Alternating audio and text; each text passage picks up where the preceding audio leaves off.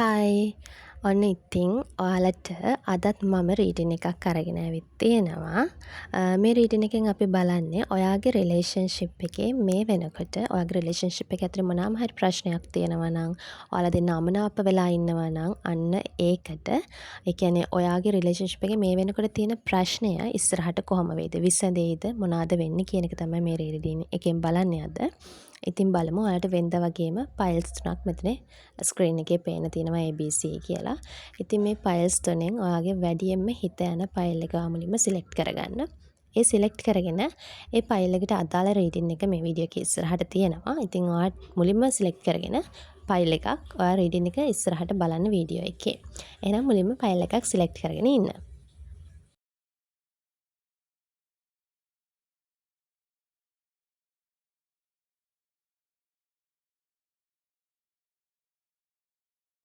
මෙන්න මේ ඒ කාඩ් එක සිලෙක්ට් කරපු ඔයාට කොහොමද රීඩින් එක එන්නේ කියලා අපි දැන් බලමු.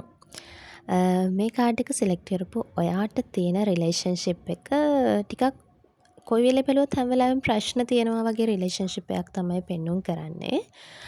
සාමාන්‍යයෙන් ඒ කියන්නේ ඔයාගේ පාර්ට්නර් හැම වෙලාවෙම try කරනවා ඇති ඔයාගේ කන්ට්‍රෝල් එක එයාගේ ළඟ තියාගන්න. ටිකක් අර ටොක්සික් ගති ලක්ෂණ තියෙන රිලේෂන්ෂිප් එකක් වගේ තමයි පේන්නේ.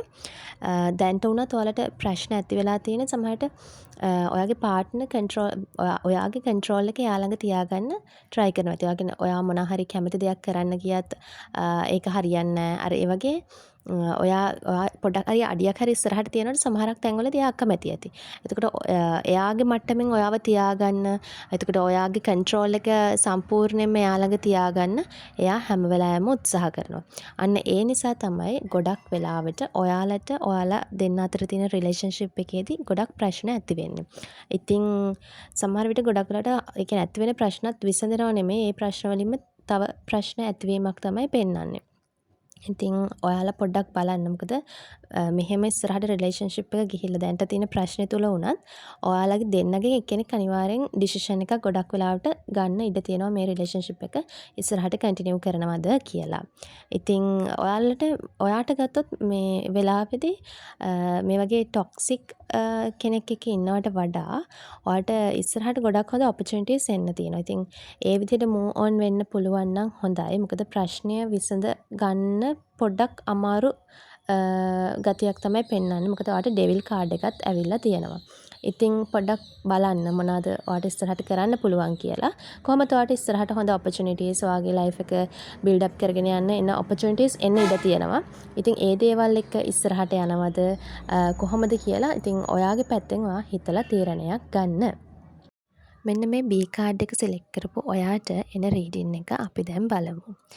ඔයාගේ රිලේෂන්ෂිප් එක ඇතුළේ ගත්තොත් ඔයත් පාර්ට්නර්ත් දෙන්නම හරිම කෑරින් ලෝයල් දෙන්නේ. හැබැයි ඔයාලගේ දැන් මේ ඇති වෙලා තියෙන ප්‍රශ්නෙට ගත්තොත් එහෙම ඔයාලගේ පොඩ්ඩක් මිස්අන්ඩර්ස්ටෑන්ඩින් ගතියක් තියෙනවා. ඒ කියන්නේ මේ ප්‍රශ්නය ඇති වෙන්න ඔයාලා දෙන්න ඒ ප්‍රශ්නේ තේරුම් අරන් තියෙන විදිහේ ගැටලුවක් තියෙනවා.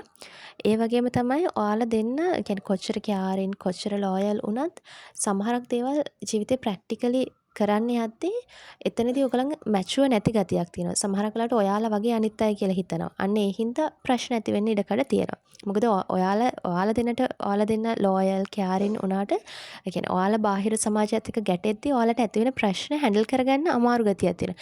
එතනදී ඇති වෙන ප්‍රශ්නත් එක්ක ඔයාලා ගොඩක් වෙලාවට මිස්අන්ඩර්ස්ටෑන්ඩින් එක ඔයාලා දෙන්න අතර ඇති වෙනවා.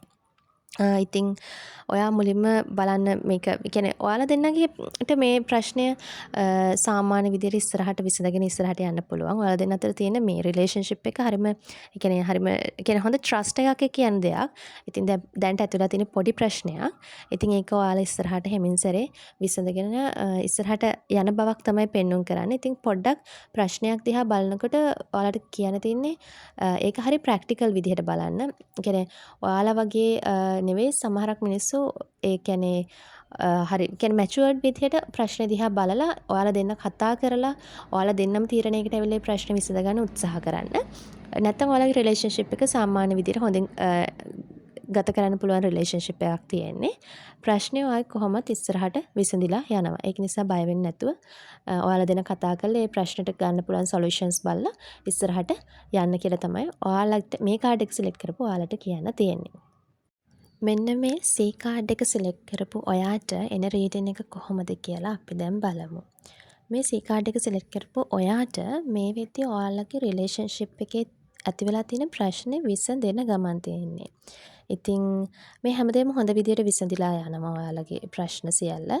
ඔයාගේ පාර්ට්නර්ත් කියන්නේ මේ ප්‍රශ්න කියන්නේ සමහරට මේ ප්‍රශ්න විසඳ ගන්න ගොඩක් වෙලාට මැදිහත් වෙන්නේ ඔයා වෙන්න පුළුවන්. ඉතින් කියන්නේ පාර්ට්නර්ට වඩා ඔයා තමයි මැදිහත් වෙලා මේ ප්‍රශ්න විසඳ ගන්න බලන්නේ. ඉතින් ලොකු එෆර්ට් එකක් දෙනවා රිලේෂන්ෂිප් එක ඇතුලේ මේ රිලේෂන්ෂිප් එක ඉස්සරහට අරගෙන යන්න. ඉතින් මේ එෆර්ට් එක ඔයාගේ පාර්ට්නර් දකිනවා සහ මේ ප්‍රශ්නේ තුලින්ම එයාට ඔයා ගැන ලොකු රෙස්පෙක්ට් එකක් හොඳ ඇප්‍රිෂියේෂන් එකක් අර ඒ වගේ ඔයා ගැන හරි පොසිටිව් විදිහට එයා දකින්න පුරුදු වෙනවා. මොකද ඔයගොල්ලන්ගේ රිලේෂන්ෂිප් එක ඇතුලේ ඔයාලා හරි ස්ට්‍රෝං බොන්ඩ් එකක් තියෙන හින්දා.